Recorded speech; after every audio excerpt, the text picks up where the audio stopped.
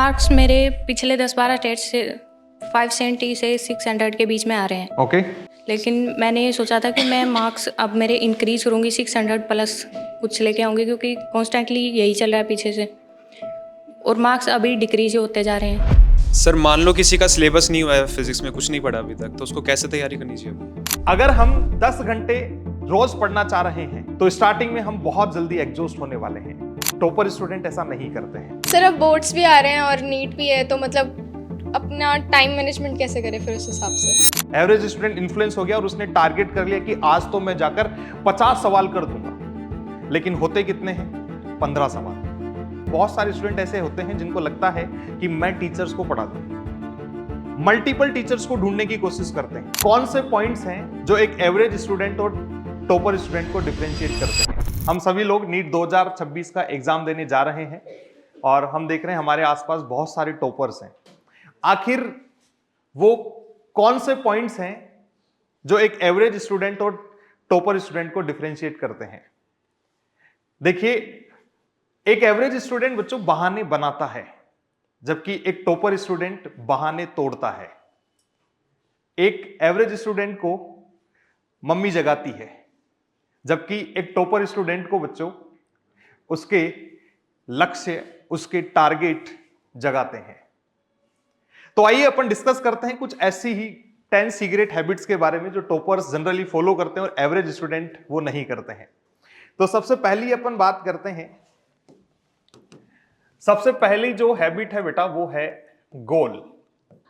अगर अपन गोल की बात करते हैं, एक एवरेज स्टूडेंट काम को शुरू करता है लेकिन उसको यह नहीं पता होता है कि एक्चुअली में मेरे को करना क्या है।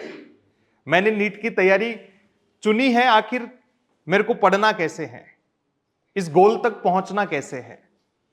जबकि एक टॉपर स्टूडेंट जो होता है उसके गोल क्लियर होते हैं कि मेरे को एक साल का समय मिला है, इसमें मेरे को नीट क्लियर करनी है और मेरे कुछ स्टेप्स होंगे, इतने घंटे पढ़ना है, फिजिक्स कैसे पढ़नी है, केमिस्ट्री कैसे पढ़नी है, बायोलॉजी कैसे पढ़नी है। ठीक है, वो डेली रूटीन पे अपने गोल डिसाइड करते हैं। गोल डिसाइड करते हैं डेली गोल डिसाइड करते हैं। और ये जो गोल होते हैं, स्टार्टिंग में एक एवरेज स्टूडेंट भी शुरू करते हैं, गोल बनाते हैं, क्योंकि अपन तैयारी करने आए हुए होते हैं, एक ऐसे माहौल में आए हैं जहां पर हमारे साथ 50 और बच्चे हैं जो तैयारी कर रहे हैं हमारी क्लास में। हम उनको देखकर इन्फ्लुएंस भी होते हैं, लेकिन एक एवरेज स्टूडेंट जो है इन्फ्लुएंस होकर बड़े बड़े गोल्स बनाता है। ऐसे गोल बना लेता है जो रियलिस्टिक नहीं होते हैं, जबकि एक टॉपर स्टूडेंट होता है वो रियलिस्टिक गोल बनाता है जिसको अचीव किया जा सके। तो हमेशा टॉपर स्टूडेंट रियलिस्टिक गोल्स बनाता है। रियलिस्टिक गोल, ऐसे गोल जिनको अचीव कर सके कि हां आज मैं फिजिक्स में 20 सवाल करूंगा और वो उन 20 सवालों को सोल्व कर कर अपने गोल को कंप्लीट करता है, अपने टारगेट को कंप्लीट करता है। जबकि एक एवरेज स्टूडेंट जो होता है मोटिवेशन में आ जाता है क्योंकि इन्फ्लुएंस जल्दी होता है, और एक टॉपर स्टूडेंट बहुत जल्दी इन्फ्लुएंस नहीं होता है। एवरेज स्टूडेंट इन्फ्लुएंस हो गया और उसने टारगेट कर लिया कि आज तो मैं जाकर 50 सवाल कर दूंगा, लेकिन होते कितने हैं? 15 सवाल। डिमोटिवेशन आएगा, एग्जॉस्ट हो जाएगा कि मेरे से सवाल नहीं हो रहे हैं, मेरे से सवाल ही नहीं हो रहे हैं, मैं क्या करूं, टेंशन में आ जाएगा और 2 दिन बाद में पढ़ना छोड़ देगा। एक टॉपर स्टूडेंट रियलिस्टिक छोटे छोटे टारगेट बनाता है जिनको कंप्लीट करता है, और कंप्लीट करते ही एक मोटिवेशन आता है कि यस मैंने कर दिया, आज का गोल कंप्लीट हुआ मेरा। तो उसी मोटिवेशन के साथ अगले दिन शुरू करता है फिर से पढ़ना, फिर वो गोल बनाता है। और एक समय ऐसे आता है टॉपर स्टूडेंट जो 20 गोल से शुरू किया था वो धीरे धीरे 30, 40, 50, 60, 70, 80 सवालों तक पहुंच जाता है। और एक एवरेज स्टूडेंट जो गोल कंप्लीट नहीं कर पाता है, कुछ समय बाद में वो छोड़ देता है, स्किप कर देता है, पढ़ना छोड़ देता है। तो मेक योर गोल रियलिस्टिक और उनको कंप्लीट कीजिए। एक टॉपर स्टूडेंट की ये पहली पहचान है। दूसरी बात है डेडिकेशन। डेडिकेशन या अपन कह दें रेगुलरिटी।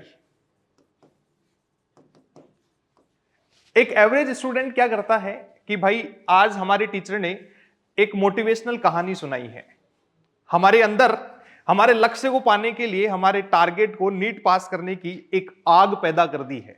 इस तरीके का मोटिवेशन दिया गया आज क्लास में। वो भले ही हमें क्लास टीचर से सुनने को मिला हो, या भले ही हमने कोई यूट्यूब में कहानी देख ली हो, या हमें आज कोचिंग में हमारे पुराने जो स्टूडेंट रहे हैं कोचिंग के, उनकी हमें सफलता की कहानी सुनने को मिली है। लेकिन कहानी कुछ ऐसी थी जिसने हमारे अंदर आग लगा दी है लक्ष्य को पाने के लिए। तो एक एवरेज स्टूडेंट जाता है घर पे और 10 घंटे पढ़ने की कोशिश करता है। लेकिन साथियों, अगर हम 10 घंटे रोज पढ़ना चाह रहे हैं तो स्टार्टिंग में हम बहुत जल्दी एग्जॉस्ट होने वाले हैं। टॉपर स्टूडेंट ऐसा नहीं करते हैं। वो 5 से 6 घंटे की एवरेज स्टडी करते हैं और रोज करते हैं। जो स्टार्टिंग में इन्फ्लुएंस हो जाते हैं, मोटिवेट हो जाते हैं, वो 10 से 15 घंटे, 10-12 घंटे जाकर के आज तो मैं 2 चैप्टर करके ही दिखाएगा। जबकि एक टॉपर स्टूडेंट ऐसा नहीं करता है साथियों। एक टॉपर स्टूडेंट डेली बेसिस पे 4, 5, 6 घंटे पढ़ता है और वो रेगुलरली पढ़ता है। किसी दिन ऐसा नहीं होता है जिस दिन उसने 4-5 घंटे नहीं पढ़े। और अगर किसी दिन किसी कारणवश मान लो कि स्वास्थ्य साथ नहीं दिया है, घर पे कोई प्रोग्राम हो गया है, क्योंकि हम सभी लोग ह्यूमन बीइंग्स हैं, हमारे 365 दिन एक जैसे नहीं जा सकते हैं। कई तरीके की समस्याएं हमारे सामने होती है। लेकिन अगर किसी दिन हमने पढ़ाई नहीं करी है तो एक टॉपर स्टूडेंट जो होता है वो अगले 3-4 दिन में जिस दिन उसने पढ़ाई नहीं करी थी उसको कवर करने की कोशिश करता है। जबकि एवरेज स्टूडेंट जो है ऐसा नहीं कर पाता है, वो उसको स्किप कर देता है। तो रेगुलरिटी, डेडिकेशन होना चाहिए पढ़ाई में कि हर काम मेरे को रोज करना है, हर काम पढ़ाई का जो काम है उसको डेली करना है। साथ में ही डेडिकेशन के साथ डेली रिवीजन। पहले तो डेडिकेशन के साथ क्लासेस अटेंड करता है। कोई भी क्लास स्किप नहीं करता है टॉपर स्टूडेंट। हमारे पास में बहुत सारी ऐसी कहानियां हैं टॉपर्स की, जो अगर हमने पूरे साल भर में 340 दिन क्लास लगाई है तो वो स्टूडेंट 340 दिन क्लास में आए हैं। बहुत सारी कहानियां हैं। तो टॉपर स्टूडेंट की सबसे पहली पहचान ये है साथियों, डेडिकेशन के तहत, कि वो डेली क्लास में आता है, डेली क्लास में। जबकि एक एवरेज स्टूडेंट के पास में क्लास नहीं आने के 50 बहाने हैं, क्लास नहीं आने के 50 बहाने हैं। जबकि एक टॉपर स्टूडेंट के पास में क्लास आने के 50 स्ट्रॉन्ग पॉइंट्स हैं कि मेरे को क्लास क्यों जाना चाहिए, आखिर मेरे लिए क्लास की इंपॉर्टेंस क्या है। जबकि एवरेज स्टूडेंट के पास में 50 बहाने होते हैं कि आज क्लास क्यों नहीं जाना चाहिए। समझ पा रहे हैं? तो ये पॉइंट है हमारे पास में, डेली क्लास अटेंड करना है, बहुत इंपॉर्टेंट है। क्लासेस के बिना तो कुछ भी नहीं होगा। फिर हमारे पास में रेगुलर बेसिस पे टेस्ट, बहुत इंपॉर्टेंट है साथियों। क्योंकि अगर हम टेस्ट नहीं देंगे तो हमें इस बात का आइडिया ही नहीं लग पाएगा, इस बात का हमें अंदाजा नहीं लग पाएगा कि हम वास्तव में जितना पढ़ रहे हैं क्या वो हमें आता है, क्या वो हमें आता है। इस बात का आइडिया नहीं लग पाएगा। फिर क्लासेज आ गए, टेस्ट दे दिए। टॉपर स्टूडेंट की एक और खास बात, वो खुद का एनालिसिस करता है, खुद का एनालिसिस करता है, खुद का एनालिसिस करता है, खुद का विश्लेषण करता है साथियों। किस तरीके से? एक टॉपर स्टूडेंट होता है जो टेस्ट देता है, रेगुलर टेस्ट देता है। टेस्ट के बेसिस पर वो एक रिपोर्ट तैयार करता है, एक रिपोर्ट तैयार करता है जिसमें वो अपनी गलतियों को लिखता है, अपनी गलतियों को लिखता है और इन गलतियों के ऊपर काम करता है। एक एवरेज स्टूडेंट को अगर हम 3-4 दिन तक बोल दें कि भाई साहब तुमने आज टेस्ट दिया है, शाम तक इसकी रिपोर्ट तैयार कर लेना, तो वो इसको एज ए कि हां सर ने बोला है रिपोर्ट तैयार करनी है, कर लेते हैं। जबकि टॉपर स्टूडेंट ऐसा नहीं करते हैं।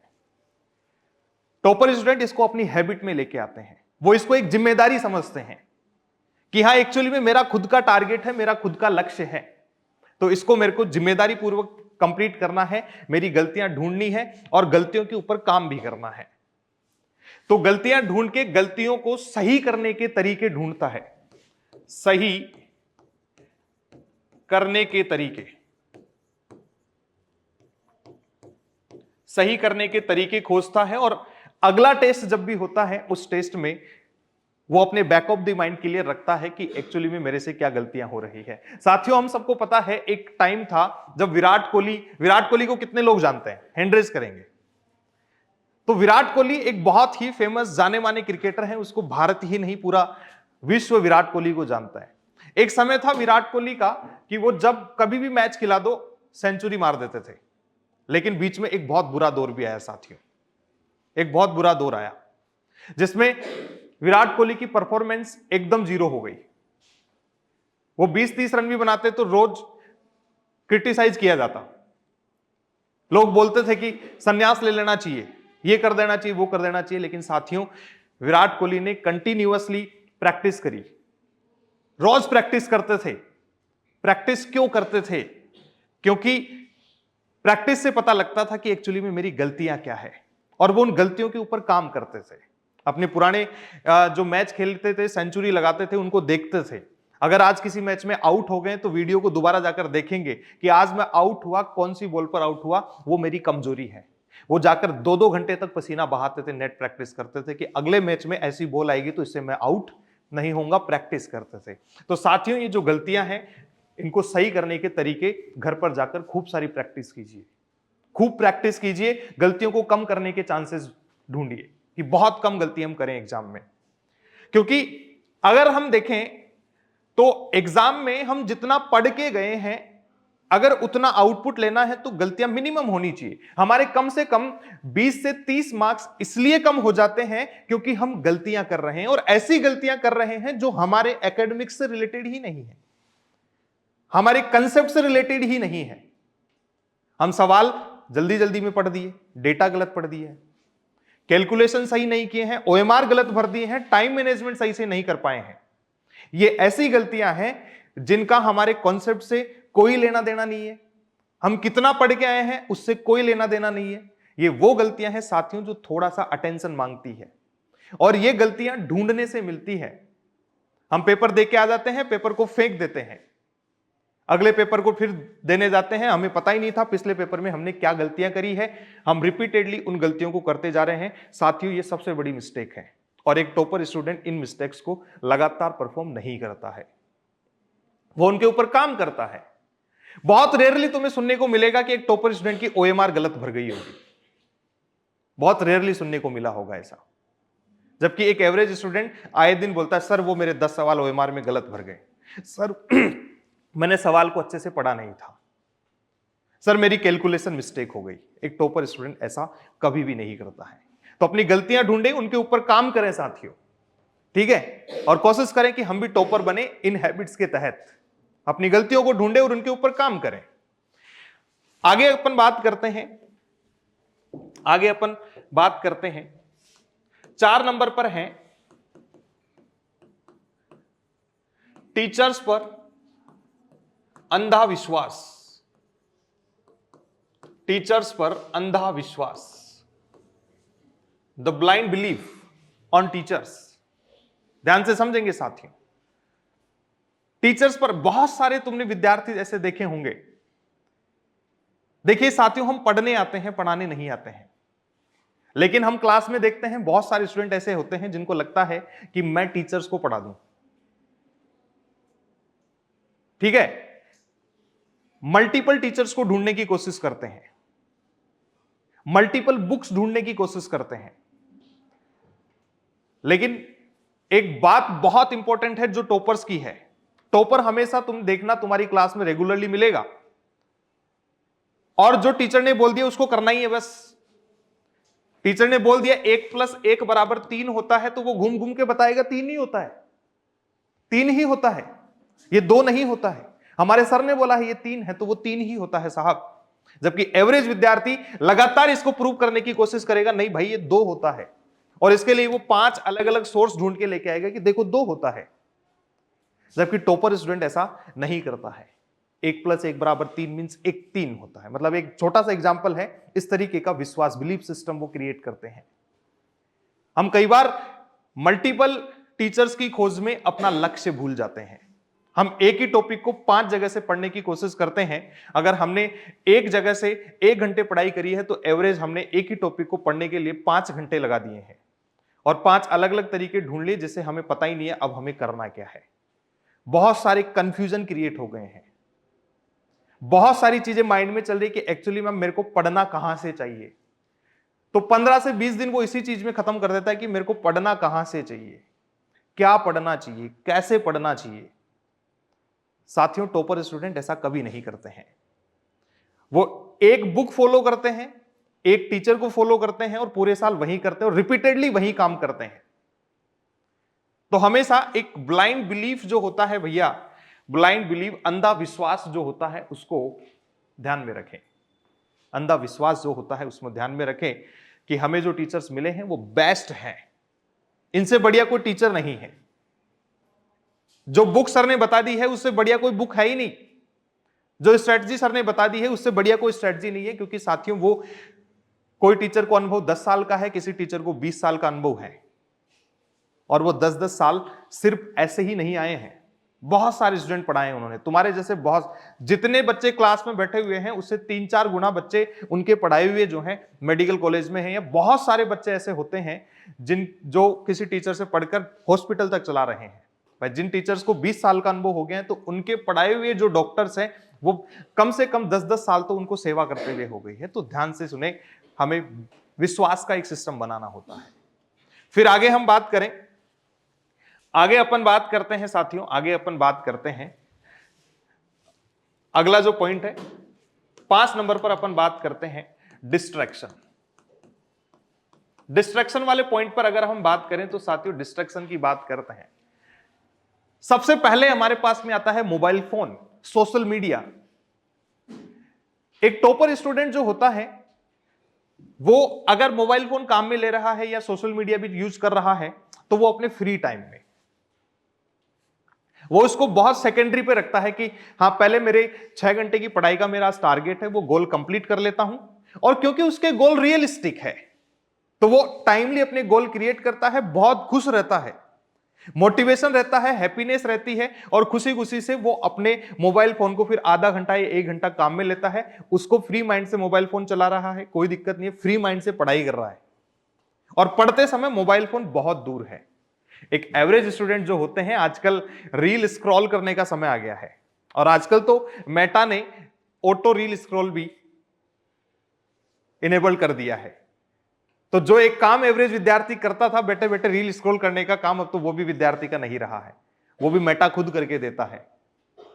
ठीक है, तो हम क्या करते हैं, हमारा फोन साथ में रखते हैं, एक हल्का सा पॉपअप बजेगा, किसी दोस्त ने रील भेज दी है, अब उस एक रील को देखने के चक्कर में हम आधा घंटे तक रील देखते हैं, आधा घंटे तक रील स्क्रॉल करते हैं, जबकि एक टॉपर स्टूडेंट अपने मोबाइल फोन को बहुत दूर रखता है। एक टॉपर स्टूडेंट अपने मोबाइल फोन को बहुत दूर रखता है ताकि अब दूर रहेगा तो पॉपअप नहीं आएगा, पॉपअप नहीं आएगा तो कोई रील स्क्रॉल नहीं होगी और वो पढ़ाई करेगा। कई बार एक एवरेज विद्यार्थी क्या करता है कि सर 6:10 हो गई है और उस समय कोई रील या पॉपअप आ गया होगा, उसने 5-7 मिनट रील देख ली, अब वो सोचता है ठीक है अब 6:30 बजे शुरू करेंगे पढ़ाई, तो वो 20 मिनट और रील स्क्रॉल करेगा। एक टॉपर स्टूडेंट अगर मान लो कि गलती से किसी बात को लेकर डिस्ट्रैक्ट हो गया हो या कोई रील देख लिया हो, 6:10 पे उसने 2 मिनट रील देखी, 6:12 हो रहे थे, उसके दिमाग में ऐसा कुछ भी नहीं कि मैं 6:30 बजे पढ़ाई शुरू करूंगा, वो तुरंत पढ़ाई शुरू करता है। जबकि एवरेज विद्यार्थी 6 बजे, 6:30 बजे, 7 बजे, उसके डिक्शनरी में सिर्फ ये 3 टाइम होते हैं। मतलब मेरा कहने का मतलब यह है कि वो बीच के जो मिनट्स होते हैं उनको कंसीडर नहीं करते हैं कि नहीं नहीं अब नहीं पढ़ेंगे, अब 6:30 शुरू करेंगे, अब नहीं 7 बजे शुरू करेंगे, अब 7 से 9 बजे तक पढ़ेंगे। तो वो जब 6:20 पे था, वो चाहता है कि मैं 7 बजे पढ़ाई शुरू करूंगा, साथियों 40 मिनट खत्म कर देता है। एक टॉपर स्टूडेंट उसी 40 मिनट को यूटिलाइज करता है, तो वो तुरंत पढ़ना शुरू करता है। तो डिस्ट्रैक्शन को बहुत दूर रखना है, डिस्ट्रैक्शन को बहुत दूर रखना है। ठीक है, फिर तो ये अपने पास में मोबाइल फोन से दूर रहने का है। मोबाइल फोन से दूर, और आजकल मार्केट में एक बहुत ही अजीबो गरीब तरीके की बीमारी चल रही है, अपोजिट जेंडर। अपोजिट जेंडर साथियों, हमारी जो उम्र है वो हमारे सपने बनाने की है, हमारे सपनों को बुनने की उम्र है। ये हमारे सपनों को बुनने की उम्र है। इस समय हमारे सपनों को खत्म करने की उम्र नहीं है। साथियों, डिस्ट्रैक्शन में बहुत इंपॉर्टेंट रोल प्ले करता है। ये बात बताना इसलिए जरूरी है क्योंकि आजकल ये एक ऐसी बीमारी चल रही है सभी में, जो हर कोई इस बात को लेकर अट्रैक्टेड है और अपोजिट जेंडर को लेकर वो अपने आप को कूल समझने लगा है। लेकिन साथियों, ये कूल नहीं है, ये कूल बनने वाला कोई पॉइंट नहीं है। समय के साथ ये चीज अपने को अंदर से खोखला कर देती है। हम कुछ कर नहीं पाते हैं, हम पढ़ाई नहीं कर पाते हैं, हम फोकस नहीं कर पाते हैं और धीरे धीरे हमारा टाइम इतना खराब हो जाता है कि हम इतने डिस्ट्रैक्टेड, इतने डाइवर्टेड हो जाते हैं कि हमारा पूरा साल बर्बाद हो जाता है। 1 साल, 2 साल, 3 साल और 4 साल इसी नीट के मार्केट में रहने के बाद में फाइनली हम डिसीजन लेते हैं कि अब छोड़कर, हम डिसीजन नहीं लेते, हमारे घर वाले हमें बोलते हैं कि भैया तुमसे नहीं हो पाएगा, आ जाइए। फिर हम किसी काम को करने लायक नहीं है। तो अपोजिट जेंडर से दूर रहने का, अपोजिट जेंडर से दूर, ये 2 बहुत इंपॉर्टेंट डिस्ट्रक्शन के पॉइंट्स है साथियों, जबकि टॉपर स्टूडेंट के पास ये दोनों ही नहीं है। टॉपर स्टूडेंट के पास में ये दोनों ही नहीं है।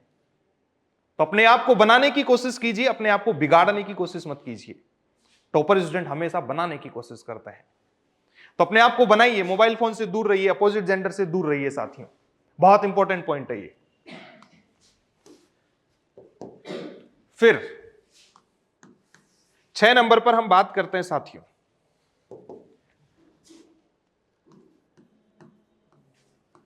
अच्छे दोस्त। अच्छे दोस्त, अच्छे दोस्त की बात करते हैं।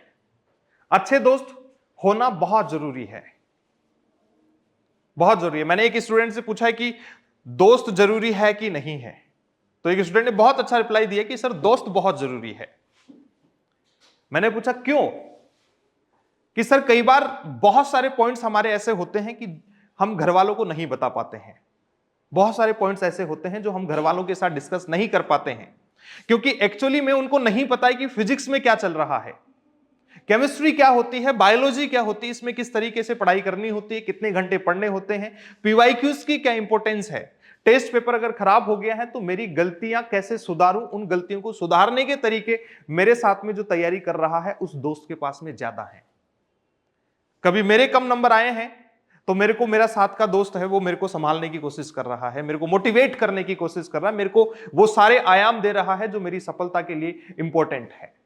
और कभी मेरा दोस्त अगर डिमोटिवेटेड है तो मैं मेरे दोस्त को मोटिवेट करता हूं और हम दोनों ही मिलकर एक कॉम्पिटिटिव माहौल क्रिएट करते हैं। मेरे दोस्त के अच्छे नंबर आते हैं तो मैं खुद सोचने पे मजबूर हो जाता हूं कि हाँ यार, मेरे साथ का दोस्त है, उसके नंबर ज्यादा आ रहे हैं, तो मैं उससे डिस्कस करूंगा इस बार तुमने क्या किया, ये सवाल तुम्हारा गलत क्यों हुआ, ये सवाल तुम्हारा सही क्यों हुआ, तुमने कैसे किया इस सवाल को। तो हमें नई नई डायमेंशन देखने को मिलती है जो हमें आगे लेके जाती है, मजबूत बनाती है। तो दोस्त जरूरी है, बहुत जरूरी है दोस्त, लेकिन अच्छे दोस्त बनाना बहुत जरूरी है। अगर तुम्हें अच्छा दोस्त नहीं मिल रहा है तो दोस्ती जरूरी नहीं है, लेकिन दोस्ती जरूरी है अगर अच्छा दोस्त मिल रहा है। और अच्छे दोस्त कब मिलते हैं? जब हम खुद अच्छे होते हैं, हमारे खुद के सपने मजबूत होते हैं, हमारे खुद के पढ़ने के जो तरीके हैं वो डेडिकेटेड होते हैं, उनमें एक जान होती है हमारे सपनों में, हमारे सपने जिंदा होते हैं। और टॉपर के सपने हमेशा जिंदा होते हैं। एक टॉपर स्टूडेंट अगर उसको लगता है 1% भी चांस है तो वो अपनी जान लगा देता है, जबकि एवरेज स्टूडेंट अगर 1% चांस उसको ऐसे लगता है कि मेरा नहीं होगा, जबकि 99% उसको लग रहा है कि मेरा हो जाएगा, तो वो बैक हो जाता है, मेरा तो नहीं होगा। जबकि 1% चांस अगर दिखता है टॉपर स्टूडेंट को तो वो जान लगा देता है। साथियों, मैं तुम्हें कह रहा हूं, टॉपर बनने के लिए या नीट पास करने के लिए बहुत अच्छी इंटेलिजेंसी की जरूरत नहीं होती है। हमेशा इंटेलिजेंट स्टूडेंट ही टॉपर नहीं होते हैं। टॉपर स्टूडेंट वो होते हैं जो काम को अलग हटके करते हैं। बहुत सारे उदाहरण हैं हमारे पास में जो 10वीं 12वीं में 98% तक अचीव करके आते हैं, 95% तक लेके आते हैं, लेकिन वो इस तरीके से डिस्ट्रैक्ट हो जाते हैं, इस तरीके से डाइवर्ट हो जाते हैं कि वो नीट क्रैक नहीं कर पाते हैं, जबकि ऐसे स्टूडेंट होते हैं जो 65%, 70% लेके आते हैं और अपने पहले ही अटेम्प्ट में नीट पास करते हैं, क्योंकि वो हर एक काम को अलग हटके करते हैं, डिस्ट्रैक्शन जीरो कर देते हैं, रेगुलर क्लास आते हैं, सारे टेस्ट देते हैं, एनालिसिस करते हैं, गलतियां ढूंढते हैं, उनके ऊपर काम करते हैं। तो टॉपर बनने की कोशिश कीजिए, एवरेज स्टूडेंट बनने की कोशिश मत कीजिए, क्योंकि साथियों ये भीड़ है और इस भीड़ में हम इतने खो जाते हैं कि हमें पता ही नहीं लगता है कि हम कौन हैं। जबकि टॉपर स्टूडेंट अपनी आइडेंटिटी लेके चलता है कि मेरे को पहचानो मैं कौन हूं। तो टॉपर बनने की कोशिश करें। तो अच्छे दोस्त बहुत जरूरी है, अच्छे दोस्त बहुत जरूरी है साथियों, ठीक है। 7 नंबर पर अपन बात करें, 7 नंबर पर अपन बात करते हैं भैया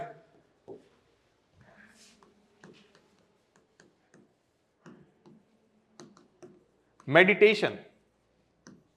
मेडिटेशन या कुछ एक्सरसाइज वगैरह समझ लो। साथियों हमारी जो तैयारी है, नीट की तैयारी है या जेई की तैयारी कर लें, ये पूरे 1 साल भर की तैयारी है, कम से कम साल भर की तैयारी है।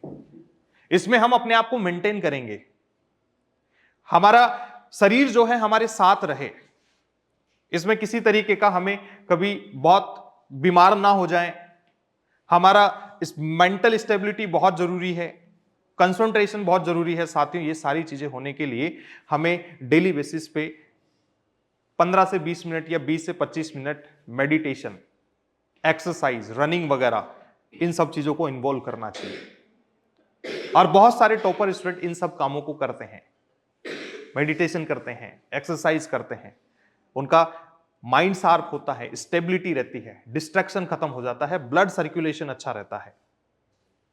कीजिए। जबकि एक एवरेज स्टूडेंट जो है वो सुबह 10 बजे उठता है, बहाने ढूंढता है कि आज मैंने 10 घंटे पढ़ाई कर ली है, अब मैं 10 घंटे सोऊंगा, मेरे को कोई जगाएगा नहीं। जबकि अगर अपन मेडिटेशन करते हैं तो हमारे दिमाग में नेगेटिव थॉट्स आना बंद हो जाते हैं। तो टॉपर स्टूडेंट के लिए ये चीजें बहुत जरूरी है, ठीक है। ये नेगेटिव थॉट्स को दूर भगाता है, नेगेटिव थॉट्स को दूर भगाता है साथियों, ठीक है। फिर अपन आगे समझें तो हमारे पास में भैया 8 नंबर पर है, 8 नंबर पर हमारे पास में आ जाता है डेली रूटीन फॉलो करना है। डेली रूटीन को फॉलो कीजिए। कभी किसी भी दिन अपने को ऐसा नहीं लगना चाहिए कि हमारा रूटीन टूट रहा है। रूटीन नहीं टूटना चाहिए। टॉपर स्टूडेंट के रूटीन कभी नहीं टूटते हैं, कभी रूटीन नहीं तोड़ते हैं वो। जबकि एवरेज विद्यार्थी जो है वो किसी दिन 2 घंटे पढ़ लेंगे, किसी दिन पढ़ेंगे ही नहीं, किसी दिन शादी ब्याह में चले जाएंगे, ठीक है, आकर बहाने मार देंगे, बीमार थे, ठीक है। आजकल बहुत अच्छे से बच्चे तुरंत बोल देते हैं सर हम तो बीमार थे। अब सर क्या बोले, सर भी मजबूर हैं, बीमार थे हम तो, ठीक है। नहीं भैया ऐसे नहीं करना है, बहाने नहीं ढूंढने हैं, रूटीन फॉलो करना है, कभी भी अपना रूटीन नहीं टूटना चाहिए। 9 नंबर पर यदि हम बात करें, 9 नंबर पर यदि हम बात करें तो साथियों हमारे पास में है टीचर्स के साथ अपने गलतियों का डिस्कशन। यह पॉइंट मेरे को लगता है कहीं ना कहीं इस पूरी तैयारी का सबसे इंपॉर्टेंट पॉइंट है, टीचर्स के साथ बैठकर गलतियों का डिस्कशन। क्योंकि हमारे जो टीचर्स हैं, भले ही वो फिजिक्स पढ़ा रहे हो, केमिस्ट्री पढ़ा रहे हो, बायोलॉजी पढ़ा रहे हो, वो हर साल अपने ही जैसे 500 1000 बच्चों को पढ़ा रहे होते हैं, और अपने जैसे बहुत सारे स्टूडेंट जो हैं वो मेडिकल कॉलेज पहुंचते हैं। तो उनको एग्जैक्टली वो सारी बातों का पता होता है जो जनरली विद्यार्थी गलतियां करते हैं, और उनको किस तरीके से उन गलतियों से निकला जा सकता है उनका सब पता होता है। कई बार हमें जब अपन नए नए गाड़ी चलाना सीखते हैं, कार चलाना सीखते हैं, तो या तो हमें कार चलानी आनी चाहिए, अगर हमें कार चलानी नहीं आ रही है तो हम एक ऐसे आदमी को ढूंढते हैं जिसको कार चलाना आती है, जो ड्राइवर होता है, जो हमें गाड़ी चलाना सिखाते हैं।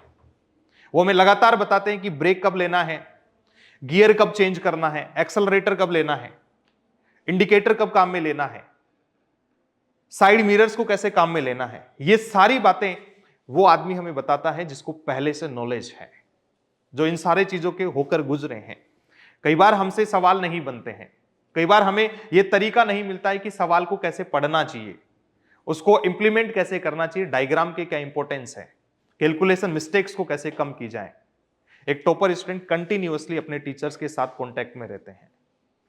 वो तुरंत टेस्ट के बाद आते हैं और बोलते हैं सर आज हमारे टेस्ट में ये गलतियां हुई है, बताइए अब क्या करना चाहिए। तो उनको 4-5 अलग अलग बढ़िया बढ़िया तरीके बताए जाते हैं और उनके मार्क्स इंप्रूव होते जाते हैं, उनके मार्क्स इंप्रूव होते जाते हैं।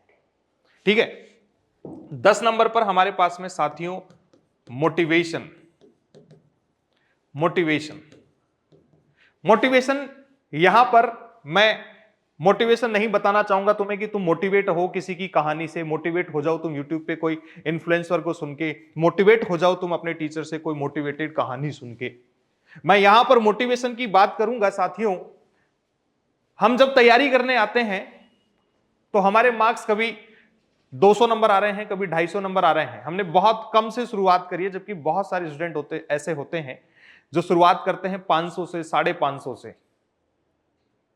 टॉपर स्टूडेंट जो होते हैं वो क्या करते हैं, ध्यान से सुनिएगा। टॉपर स्टूडेंट हमेशा शुरुआत वो भले ही कितने ही नंबर से करें, लेकिन वो धीरे धीरे इंप्रोवाइजेशन करते हैं। वो कभी भी 200 से 400 पहुंचने की उम्मीद नहीं करते हैं। वो सोचते हैं कि हाँ मेरे अगर 200 नंबर आ रहे हैं तो अगले टेस्ट में मेरे 250 आ जाएंगे, मैं खुश रहूंगा। वो 250, 270, 300, 350, 400, 450, 500 धीरे धीरे धीरे धीरे अपने आप को इंप्रूव करते हैं। और ये इंप्रूव तभी हो सकता है जब अपन कंटिन्यूअसली अपने अंदर एक मोटिवेशन जिंदा रखते हैं।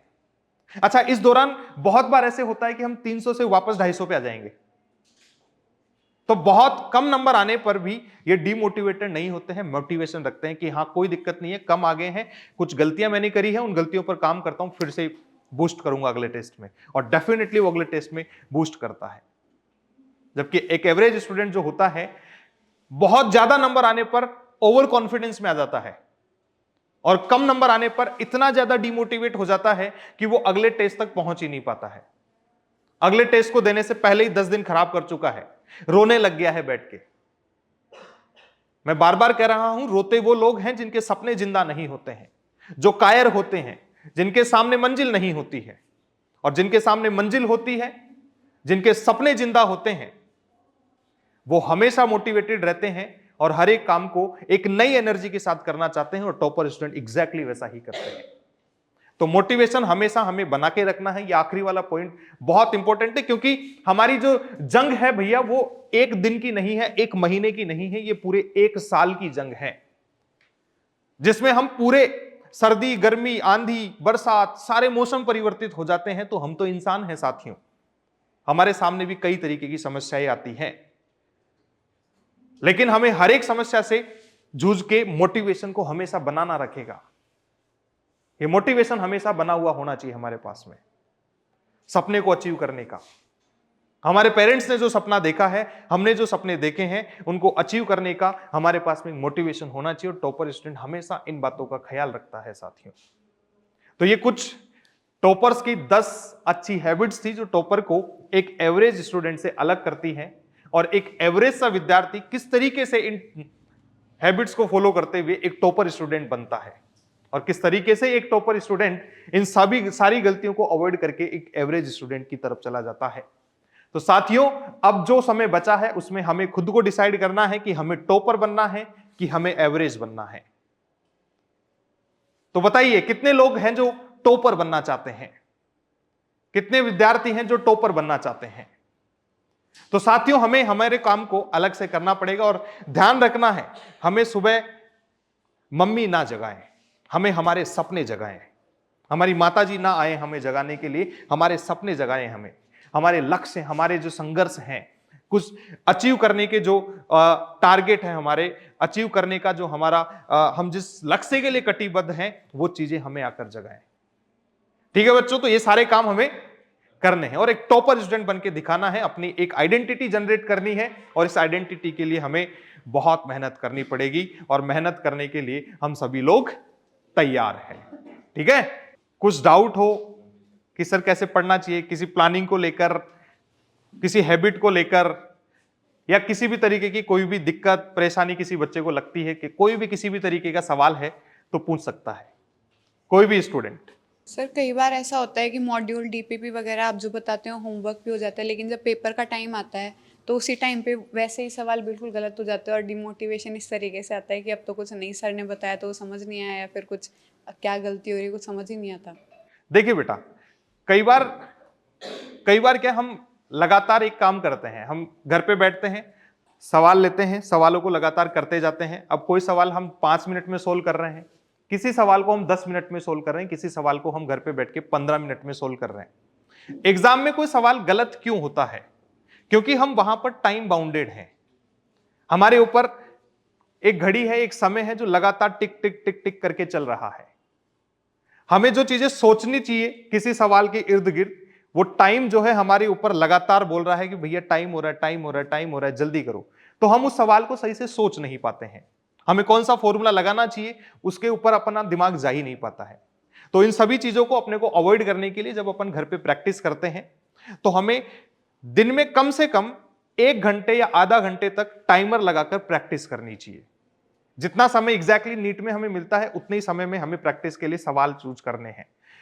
जैसे नीट में हमारे 45 सवाल आते हैं और अपन देखें तो एक सब्जेक्ट को 1 घंटा मिलता है, तो 45 से 50 सवालों का एक सेट लो, टाइमर लगाओ और टाइमर के अकॉर्डिंग सवाल को सोल्व करने की कोशिश करो। इससे होगा क्या, स्पीड बढ़ती है, एक्यूरेसी बढ़ती है और कम समय में किस तरीके से सोचना है, किस तरीके से सवाल की कैलकुलेशन करनी है, वो सारी चीजें अपने को सीखने को मिलती है। तो घर पे जब प्रैक्टिस करें तो हमें टाइमर लगाकर सवालों को सोल्व करना चाहिए। ठीक है, ओके सर, थैंक। और कोई स्टूडेंट? हाँ सर मान लो किसी का सिलेबस नहीं हुआ है फिजिक्स में, कुछ नहीं पढ़ा अभी तक, तो उसको कैसे तैयारी करनी चाहिए अभी? मतलब टेस्ट से पहले? नहीं, नीट के लिए अभी से।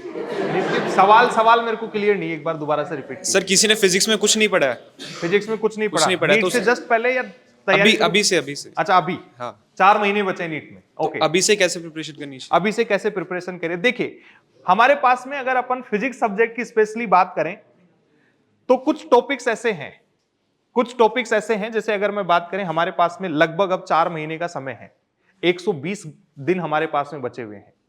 बहुत इंपॉर्टेंट है, हमें फिजिक्स को डेली 3 घंटे देने हैं, हमें फिजिक्स को डेली 3 घंटे देने हैं। और कुछ सेट ऑफ चैप्टर ऐसे होते हैं जहां से 11th में कुछ चैप्टर ऐसे हैं, जैसे अपन बहुत सिंपल बात करें, हमारे पास में यूनिट डायमेंशन से 4 सवाल आते हैं, एनएलएम है, फ्रिक्शन है, वर्क पावर एनर्जी है, थर्मल फिजिक्स है, ग्रेविटेशन है। ये वो चैप्टर हैं जो हमें 15 से 16 क्वेश्चंस एग्जाम में लाकर देते हैं। ऐसे ही अपन 12वीं क्लास में भी कुछ 7-8 टॉपिक ऐसे हैं जिनमें 15 से 16 सवाल पूछे जाते हैं। मतलब कुल 45 सवालों के 32 to 35 क्वेश्चंस ऐसे होते हैं जो टोटल 36 टॉपिक्स में से सिर्फ और सिर्फ 15 to 18 चैप्टर्स में से आ रहे हैं। और हमारे पास में बहुत बड़े बड़े चैप्टर, रे ऑप्टिक्स, फ्लूइड्स, ये वो चैप्टर हैं, या काइनामेटिक्स, ये 3 चैप्टर ऐसे हैं जो बहुत लेंदी चैप्टर हैं और सवाल भी कम पूछे जाते हैं। जबकि काइनामेटिक्स बहुत आसान लगते हैं हमें, हम बार बार उनको पढ़ते रहते हैं, जबकि वहां से सवाल बहुत कम आते हैं। तो सबसे पहले हमें यह चीज आइडेंटिफाई करनी पड़ेगी कि ज्यादा सवाल कौन से चैप्टर्स में से आ रहे हैं, पहले उन चैप्टर्स को फोकस कीजिए। और ये चैप्टर बहुत कम है, 15 से 18 चैप्टर ऐसे हैं जिनमें से 35 सवाल लगभग पूछे जा रहे हैं। और अगर अपन 35 सवाल कर पाते हैं तो श्योर सेलेक्ट। फिजिक्स में अगर 35 सवाल कर दिए तो ऐसी कोई ताकत नहीं, ऐसी कोई शक्ति नहीं है जो हमारा सिलेक्शन रोक सके। तो सबसे पहले घर पे जाओ, आज बैठ के इन चैप्टर्स को ढूंढो कि ज्यादा सवाल कहां से आ रहे हैं, क्योंकि हमारे पास समय कम है तो हमें फोकस उन टॉपिक्स को करना है जहां से सवाल ज्यादा पूछे जाते हैं। जहां से सवाल कम पूछे जाते हैं उनको आखिरी में अपन पढ़ेंगे। समझ रहे हैं? तो अपने आप को इस तरीके से तैयार करना है बचे हुए समय में। और अब किसी तरीके की कोई गलती नहीं करनी है, क्लास मिस नहीं करनी है, रेगुलर टेस्ट दो, क्योंकि कोचिंग में अपने अब खूब सारे लगभग 50 से 60 टेस्ट बचे हैं, फुल लेंथ टेस्ट भी होंगे। हर एक टेस्ट अटेम्प्ट करना है, टेस्ट के बाद में उन सवालों को देखना है जो हमसे एग्जाम में नहीं हुए थे। पेपर का एक भी सवाल हमसे छूटना नहीं चाहिए, वो पेपर के बाद जाकर घर पे करने हैं अगर कोई सवाल गलत हो गया था तो, क्योंकि उनमें से ही कहीं ना कहीं पेपर वापस रिपीट हो जाते हैं। पीवाईक्यूज बहुत इंपॉर्टेंट है, नीट के पीवाईक्यूज और जेईई मेंस के पीवाईक्यूज कुछ 3-4 सालों के 2010, 13, 15, 16 जेईई मेंस के पीवाईक्यूज पर फोकस कीजिए, क्योंकि पेपर कहीं ना कहीं पीवाईक्यूज के जैसा ही होता है या एग्जैक्टली वैसे ही सवाल पूछ लिए जाते हैं। ठीक है, और कोई? सर अब बोर्ड्स भी आ रहे हैं और नीट भी है, तो मतलब अपना टाइम मैनेजमेंट कैसे करें फिर उस हिसाब से? देखिए बेटा, बोर्ड और नीट दोनों को बैलेंस करना, मैनेज करना अपने आप में एक बहुत इंपॉर्टेंट टास्क है, और बहुत सारे विद्यार्थियों के लिए ये एक डिफिकल्ट टास्क हो जाता है, जिस वजह से वो ना तो बोर्ड्स में अच्छा कर पाते हैं और ना ही नीट में अच्छा कर पाते हैं। देखिए, हमारे लिए बहुत इंपॉर्टेंट है, हमारा जो मेजर गोल क्या है, नीट। अगर हम नीट की बहुत अच्छे से तैयारी करते हैं तो हमारे 3 सब्जेक्ट फिजिक्स, केमिस्ट्री और बायोलॉजी तो तैयार हो ही रहे हैं साथ में, हमें सारी चीजें आती है, लेकिन बोर्ड हमसे लिखवाना चाहता है, वहां पर हमसे OMR नहीं भराई गई, लिखवाना चाहता है। तो डेली 1 या 2 घंटे या 1.5 घंटे राइटिंग प्रैक्टिस कीजिए। सैंपल पेपर्स बोर्ड के अवेलेबल होते हैं, उन पेपर्स को लीजिए, पिछले 2-3 सालों के पेपर निकाल लीजिए, उन सवालों को देखिए और उनको लिखने की कोशिश कीजिए, राइटिंग प्रैक्टिस कीजिए, ताकि अपना बोर्ड तैयार हो जाए। साथ में ही तुम्हारे जो कुछ कंपलसरी सब्जेक्ट होते हैं, किसी बच्चे के हिंदी, इंग्लिश, किसी के होते हैं डांसिंग, म्यूजिक, ठीक है, ये कुछ कंप्यूटर, ये कुछ कंपलसरी सब्जेक्ट होते हैं, इनको भी प्रॉपर डेली 1 घंटा अपने को देना है, क्योंकि ये सब्जेक्ट भी हमारे पास होने के लिए जरूरी है, बोर्ड में अच्छे मार्क्स के लिए। तो नीट की तैयारी कर रहे हैं, 3 सब्जेक्ट अपने तैयार हो रहे हैं, कंपलसरी सब्जेक्ट को डेली 1 घंटा दीजिए और डेली 1 घंटा बोर्ड की प्रैक्टिस कीजिए, राइटिंग प्रैक्टिस कीजिए, क्योंकि हमें लिखना है वहां पर, और वो भी हमें टाइमर लगाकर प्रैक्टिस करनी है। ठीक है, साथ में नीट प्रॉपर वही 4-5 घंटे नीट को पढ़ना ही पढ़ना है, क्योंकि मेजर गोल हमारा नीट है, और हम नीट अच्छा कर रहे हैं तो बोर्ड अपने आप से अच्छा हो जाएगा। ठीक है, और कोई स्टूडेंट? सर मेरा डाउट ये है कि जैसे अब 11th का सिलेबस हो गया, 12th के भी कुछ चैप्टर्स हो गए हैं और टेस्ट भी रेगुलर चल रहे हैं, 11th के कुछ टॉपिक्स वीक हैं और अब रेगुलर टेस्ट आ रहे हैं, उसमें 11th का सिलेबस भी आ रहा है, रेगुलर टेस्ट जैसे 2-3 दिन से हो रहे हैं, उनमें सिलेबस कंप्लीट नहीं हो पा रहा है और जो वीकली टेस्ट है वो भी आ रहे हैं। फिर मैंने ऐसे गोल सेट किया था कि मैं जनवरी में मेरे वीक टॉपिक्स हैं उनको कंप्लीट कर लूँगी, लेकिन वो नहीं हो पा रहे हैं, वो क्या करूँ मैं, वो उनका वो पीछे छूट गए। देखिए, हमारे पास में अब नीट की एग्जाम को लेकर जो समय बच गया है, उस समय में अपने आप को किस तरीके से तैयार करना है। देखिए, रिवीजन बहुत जरूरी है। एक तो डेली जो क्लास में पढ़ाया जा रहा है, डेली क्लास आना है और उसको घर जाकर रिवाइज करना है, और क्लास में प्रॉपर डेडिकेशन के साथ बैठने का है। अब रिवीजन के लिए हमें क्या करना है, जैसे 11वीं के टॉपिक सारे, मान लो कि कुछ 4 टॉपिक आ रहे हैं, तो 1 बाय 1 एक चैप्टर को कंप्लीट करते चलो। अब किसी चैप्टर, किसी टेस्ट में मान लो कि हमारा NLM छूट गया, हमसे नहीं हो पाया रिवाइज, तो जब NLM का नंबर दोबारा आएगा टेस्ट में, तो हम फिर NLM को दोबारा फोकस करेंगे। उन जो टॉपिक अपने पहले रिवाइज कर लिए थे, उनके क्वेश्चन प्रैक्टिस फिर अगले टेस्ट में करेंगे, उनको सिर्फ क्वेश्चन प्रैक्टिस के लिए टाइम देंगे, जबकि थ्योरेटी के लिए NLM को अपन ज्यादा समय देंगे। ठीक है, इस तरीके से अपने सारे चैप्टर जो है तैयार होते जाएंगे। लेकिन हमें एक चीज मेक श्योर करनी पड़ेगी, अगर हमारा रिवीजन सही से नहीं हुआ है, कुछ एक आध टॉपिक कम हो गए हैं, हमने सही से पढ़े ही नहीं है, तो हमारे एग्जाम में जब मार्क्स कम आ रहे हैं तो हमें मेंटली इस बात के लिए प्रिपेयर रहना है कि एग्जैक्टली मैंने 3 चैप्टर पढ़े थे, 3 चैप्टर के अकॉर्डिंग मेरे मार्क्स आए हैं कि नहीं आए हैं, अपने आप को उस तरीके से इवेलुएट करना है। क्योंकि जो टॉपिक हमने पढ़ाई नहीं है, ऑब्वियसली उसके सवाल गलत होने के चांस ज्यादा है। लेकिन अगले टेस्ट में जब पहुंचे तो हमारे वो 3 टॉपिक पहले हो चुके थे, NLM नाम का एक चैप्टर था वो हुआ नहीं था, अब हमने कर लिया है, अब हमारे नंबर आने चाहिए। ठीक है, तो जो वीक टॉपिक्स हैं उनके ऊपर काम कीजिए। एक इंपॉर्टेंट बात, मई में अपना नीट का एग्जाम है, तो कोशिश कीजिए 31 जनवरी तक हमारा जो रिवीजन है हर एक टॉपिक का वो कंप्लीट हो जाए। अगर 31 जनवरी तक नहीं हो पाया है, इस बात को बहुत अच्छे से कोशिश कीजिए कि 15 फरवरी के बाद में मेरे को ऐसा एक भी टॉपिक नहीं दिखना चाहिए जिसका रिवीजन सही से हुआ नहीं है, क्योंकि 15 फरवरी के बाद में हमें सिर्फ सवाल प्रैक्टिस करने हैं। क्योंकि एग्जाम में हम फिजिक्स केमिस्ट्री की बात करें तो न्यूमेरिकल सवाल आते हैं, हमें न्यूमेरिकल सवालों की अप्रोच ढूंढनी है, कैसे करना चाहिए, क्योंकि टेस्ट खूब सारे होंगे, डेली टेस्ट देना है या हर दूसरे दिन टेस्ट देना है। तो 15 फरवरी फुल स्टॉप लगा दीजिए, तब तक पूरा रिवीजन कंप्लीट कीजिए।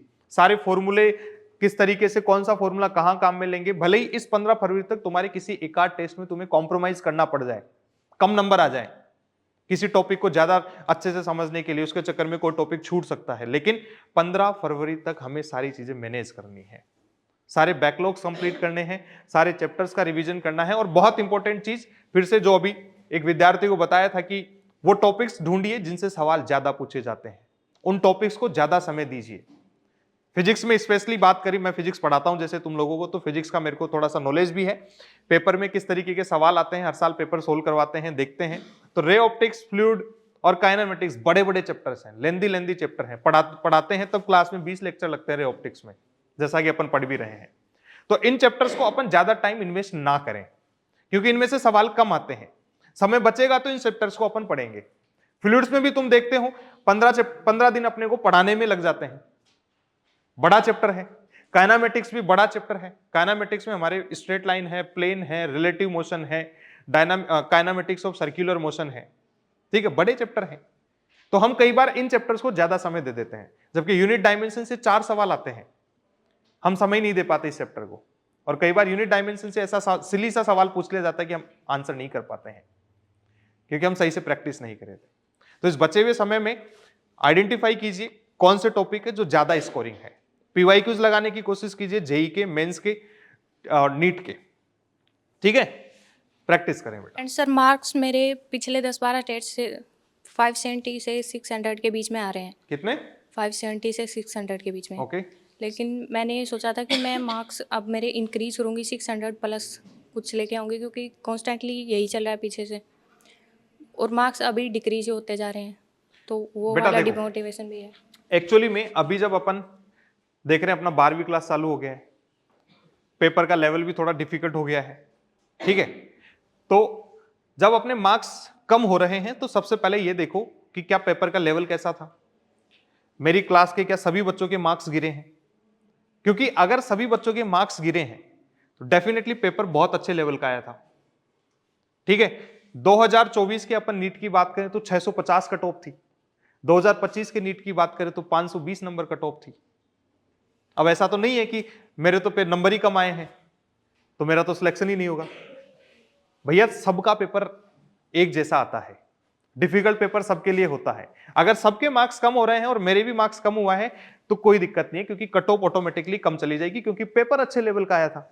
लेकिन अगर सभी बच्चों के मार्क्स में कोई कमी नहीं है, उनके मार्क्स इंप्रूव हो रहे हैं और मेरे मार्क्स में कमी आ गई है, मतलब देयर इज ए मिस्टेक, मैंने कोई गलती करी होगी, उस गलती को ढूंढो और उस गलती पर काम करो, ठीक है। कई बार अपना टॉपिक कमजोर होता है तो उस टॉपिक को कंप्लीट कीजिए, रिवाइज कीजिए उसको बहुत अच्छे से, ठीक है। लेकिन अगर मार्क्स कम हो रहे हैं तो डेफिनेटली हमें देखना है आखिर क्यों मार्क्स कम हुए हैं। पेपर अच्छा आया है तो कोई दिक्कत नहीं है, ठीक है। और इस साल नीट 2025 में बहुत सारे बच्चों के साथ यही हुआ, बहुत सारे बच्चों के साथ यही हुआ। पेपर जो आया था अच्छे लेवल का पेपर था, कुछ बच्चे ऐसे थे जो पेपर को देखकर बिखर गए, जिनका सिलेक्शन होना था, डिजर्व करते थे सिलेक्शन, लेकिन वो डिफिकल्ट पेपर को देखकर बीच में बिखर गए। और कुछ बच्चे ऐसे थे जिन्होंने पहले से ही माइंडसेट बना लिया कि हां अगर पेपर डिफिकल्ट आया है तो पूरे भारत भर में डिफिकल्ट आया है, अगर मेरे नंबर कम आएंगे क्योंकि मैं पढ़ के आया हूं, बहुत अच्छी तैयारी है और मैं एक सीट डिजर्व करता हूं, और अगर मेरे को यह पेपर डिफिकल्ट लग रहा है तो डेफिनेटली भारत के सभी टॉपर्स को यह पेपर डिफिकल्ट लगेगा। भाई जो नहीं पढ़ते हैं उनको तो आसान पेपर भी डिफिकल्टी लगेगा, और डिफिकल्ट पेपर उनको आसान लगता है क्योंकि कुछ आता ही नहीं, बैठना है, ठीक है। तो जो बच्चा बहुत अच्छे से तैयारी करके गया और उसको एग्जाम में अगर पेपर डिफिकल्ट लगा है तो अपना माइंडसेट उसी समय ऐसा बना लेना कि ये पूरे भारत भर के लिए डिफिकल्ट है। कट ऑफ डेफिनेटली कम जाने वाली है। मेरे को इस भरे हुए पेपर में मोती चुनने हैं, मोती जैसे सवाल चुनने हैं जो मेरे को मार्क्स दिलाएंगे। हमें ऐसे सवालों को नहीं पकड़ना है जो हमारे गलत हो जाएंगे या हमें आते नहीं है, जबरदस्ती करने की कोशिश कर रहे हैं, समझ रहे हैं। तो अपने को पेपर को इस तरीके से एनालिसिस करना पड़ेगा। पेपर में बैठते ही अगर पता लग गया है कि डिफिकल्ट है तो पूरे भारत के लिए डिफिकल्ट है, अपने मेंटल स्टेट को बनाकर रखना है, ठीक है। कोई और डाउट? सर जैसे कि अभी क्लासेस के साथ साथ टेस्ट मैनेज ही नहीं हो रहे, जो साथ साथ टेस्ट हो रहे हैं और साथ साथ वाली क्लासेस रोज रिवाइज नहीं हो रही। देखिए बेटा, बहुत इंपॉर्टेंट पॉइंट, डेली जो पढ़ा रहे हैं उसको रिवाइज करना ही करना है। एक चीज बैठा लो, बहुत सारे बच्चे क्या करते हैं, टेस्ट जब चल रहे होते हैं तो वो जो डेली पढ़ा रहे हैं उसको स्किप कर देते हैं कुछ अच्छे नंबर लाने के लिए टेस्ट में। डेफिनेटली हमें अच्छे नंबर लाने के लिए कोशिश करनी चाहिए, लेकिन कभी तो समय आएगा जब हमें इन टॉपिक्स का भी टेस्ट देना पड़ेगा। और वो हमारे मारवाड़ी में कहावत है कि लोहा जब गर्म होता है ना तब उसको चोट मारते हैं, तो उसी समय उसमें अपन किसी भी तरीके का आकार दे सकते हैं। तो जब अपन टॉपिक ताजा ताजा पढ़ के जा रहे हैं, आज जो पढ़ा है उसको अगर जाते ही घर पे रिवाइज करेंगे तो वो हमें बेटर अंडरस्टैंडिंग देगा। बहुत सारे टॉपिक ऐसे होते हैं जिनको अपन थ्योरेटिकली लिखते नहीं है, एक्सप्लेन करके जाते हैं, और वो लाइंस हमें तभी याद होती है जब अपन घर जाकर रिवाइज करते हैं। और डेली वाले टॉपिक को रिवाइज करने के लिए मेरे को नहीं लगता कि तुम्हें बहुत ज्यादा समय लगता होगा। हम डेली फिजिक्स में कोई भी टॉपिक पढ़ा के गए, केमिस्ट्री, बायोलॉजी, उसको घर जाकर हार्डली मेरे को लगता है आधा घंटा या 40 मिनट रिवीजन में लगता है। कितना ही पढ़ाते हैं, बहुत कम पढ़ाते हैं। ठीक है, हम तीनों सब्जेक्ट की कंसीडर करें तो हार्डली 1.5 से 2 घंटा मान लो, 2 घंटे हैं जिनको हम डेली वाला रिवाइज करने में जाता है। डेली जो सवाल कराए हैं वो सवाल करो, थ्योरी करो, फॉर्मूले तैयार करो, ठीक है, उसके 4-5 डीपीपी मॉड्यूल के सवाल करो बढ़िया से, फिर अपने टेस्ट पेपर पर चले जाओ। और टेस्ट पेपर में मेक श्योर करो, समय कम बचा है तो हमें एफर्ट ज्यादा लगाने पड़ेंगे। हर सब्जेक्ट को डेली 3 घंटे दो, हर सब्जेक्ट को डेली 3 घंटे। 3 सब्जेक्ट है हमारे पास में, बायोलॉजी, केमिस्ट्री और फिजिक्स। 9 घंटे तो हमें पढ़ना ही पढ़ना है, कम से कम पढ़ाइए ये। और 1 से 1.5 घंटे हमें डेली जो चैप्टर चल रहे हैं उनका रिवीजन करना है। तो हेल्दी 9 से 10 घंटे की या 10 से 10.5 घंटे की पढ़ाई आनी ही चाहिए, क्योंकि समय कम बचा है साथियों। हमें लग रहा है कि इतना ज्यादा नहीं हो सकता, लेकिन हमें करना पड़ेगा ये। डेली 3-3 घंटे हमें हर सब्जेक्ट को देने ही पड़ेंगे। ठीक है बेटा, तो पीछे वाले टॉपिक जो है उनको रिवाइज करना है।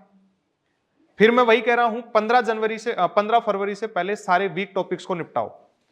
करंट के साथ किसी तरीके का कोई कॉम्प्रोमाइज नहीं। हाँ बेटा। और सर मेरे हर पेपर में 20-25 नंबर सिली मिस्टेक्स की वजह से हो जाते हैं। देखिए, फिर से मैं वही बात जो अभी अपन टॉपर्स की हैबिट्स की बात कर रहे थे, तो हमारे पास में कुछ मिस्टेक ऐसी हैं जो हमारे करिकुलम से रिलेटेड ही नहीं है, हमारे कंसेप्ट से रिलेटेड नहीं थी, हमारे फॉर्मूले से, कैलकुलेशन से रिलेटेड नहीं थी। अपने आप को एनालाइज करो, देखो क्यों गलतियां हो रही है।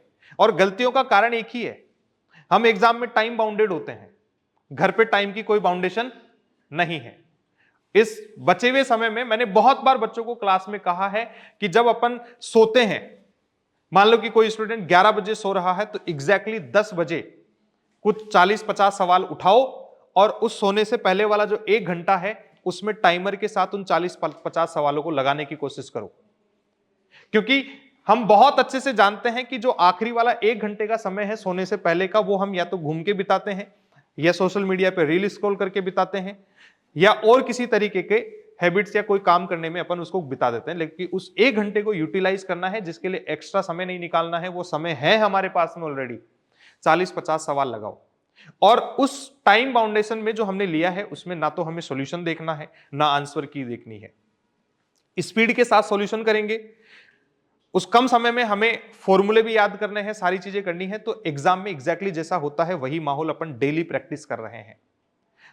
जनरली कैलकुलेशन मिस्टेक क्यों होती है? क्योंकि एग्जाम में हम जल्दी जल्दी सोल्व करने की कोशिश करते हैं, घर पे हम धीरे धीरे सोल्व करते हैं। तो एक्सीडेंट तभी होते हैं जब हम 50 दिन में 1 दिन गाड़ी स्पीड में चलाते हैं। उन लोगों के एक्सीडेंट बहुत कम होते हैं जो हर दिन अच्छी खासी स्पीड में गाड़ी चला रहे होते हैं। ठीक है, तो बेटा घर पे टाइमर के साथ प्रैक्टिस करें, ठीक है, स्पीड के साथ सवाल करें, स्पीड भी बढ़ेगी, एक्यूरेसी भी बढ़ेगी, मिस्टेक कम होगी। पेपर के बाद अपनी मिस्टेक को देखो और उनके ऊपर काम कीजिए। ठीक है, ओके, थैंक यू।